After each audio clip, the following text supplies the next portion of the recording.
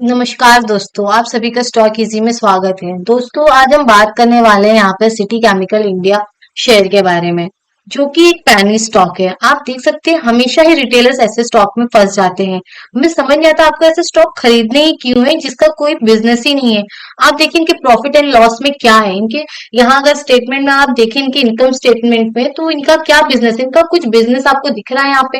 इनके balance sheet में कुछ नहीं है, पूरा बैलेंस शीट खाली दिख रहा है यहाँ पे। हाँ, आपको एक चीज देखने मिल सकती है, वो इनकी बोरोइंग्स, इनका डेट आपको देखने मिलेगा। आप देखिए इनका मार्केट कैपिटल है कितना। इनका मार्केट कैपिटल सिर्फ 11.6 करोड़ का है।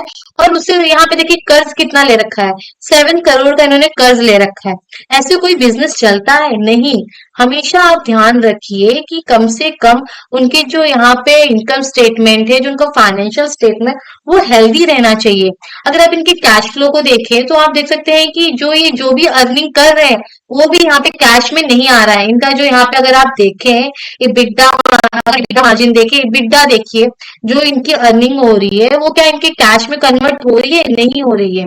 अगर आप यहाँ पे शेयर होल्डिंग पैटर्न देखें, तो यहाँ पे इनका जो प्रमोटर्स की होल्डिंग 61.21 है, और पब्लिक की यहाँ पे 38.79। आप बोल सकते हैं ऑलमोस्ट 39% की होल्डिंग यहाँ पे रिटेलर्स ने ले रखी है। ये बहुत बड़ा एक रेड फ्लैग है। ऐसे कंपनी में आपको इन्वेस्ट नहीं करना चाहिए जिसका कोई बिजनेस का आपको समझ ना है। ये केमिकल कंपनी है। आपको अगर केमिकल कंपनी समझ में आती है, अगर आपको लगता है कि फ्यूचर में बहुत ज्यादा ग्रो कर जाएगी, उसके लिए यहाँ पे सीखना चाहिए कंपनी में कि कंपनी क्या कर रही है। अगर आपको ऐसी चीजें नहीं समझ में आती, तो ऐसे स्टॉक में हमको इन्वेस्ट नहीं करना चाहिए, जो कि हमारे अंडरस्टैंडिंग के परे हो। ऐसे स्टॉक से हमें दूर रहना चाहिए। अगर कंपनी का मार्केट कैपिटल है 11 करोड़, और ये जो इनका डेट है 7 करोड़ का, यही एक सबसे बड़ा रेड फ्लैग है कंपनी के लिए, कि कंपनी तो यहाँ पे अपने इंटरेस्ट को पे करती ही रह जाएगी। यहाँ पे इतना ज्यादा कर्ज जो इन्होंने ले लिया है अपने मार्केट कैपिटल के कंपेयर में। और यहाँ पे धीरे धीरे आप देखना आगे चल के क्या होगा। प्रमोटर्स यहाँ से निकल जाएंगे और फंस जाएगी यहाँ पे पब्लिक। हमेशा ही पेनी स्टॉक में ऐसे ही होता हुआ आया है।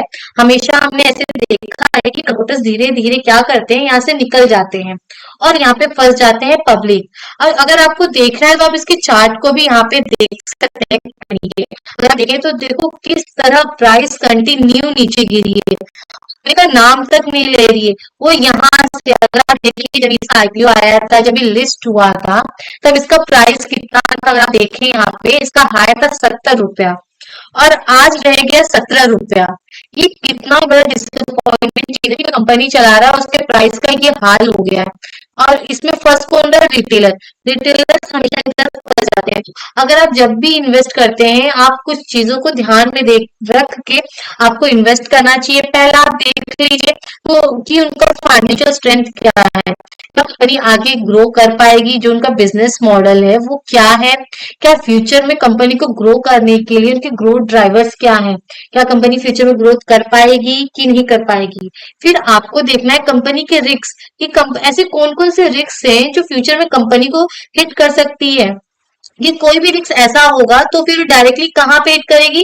कंपनी के कैश फ्लो को जाके, यानी कि उनके प्रॉफिट को जाके वो हिट कर जाएगी, जो कि पूरा आपको इम्पैक्ट यहाँ पे देखने मिलेगा कि प्राइस ऐसे धड़ाम से नीचे जाएगी।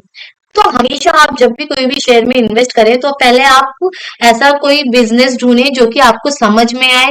फिर आप देखें उस सेक्टर में कितनी ग्रोथ है, और फिर आपको ये देखना है कि उस ग्रोथ के कंपेयर में कंपनी के अंदर कैसी कैपेसिटी है कि फ्यूचर में वो ग्रोथ कर पाएगी या नहीं कर पाएगी। ये सारी चीजें देखने के बाद ही आपको किसी भी शेयर में इन्वेस्ट करना चाहिए। तो दोस्तों, आज के लिए हम यही रुकते हैं। अगर ये वीडियो आपको यूजफुल लगा है तो लाइक, कमेंट, सब्सक्राइब जरूर करें।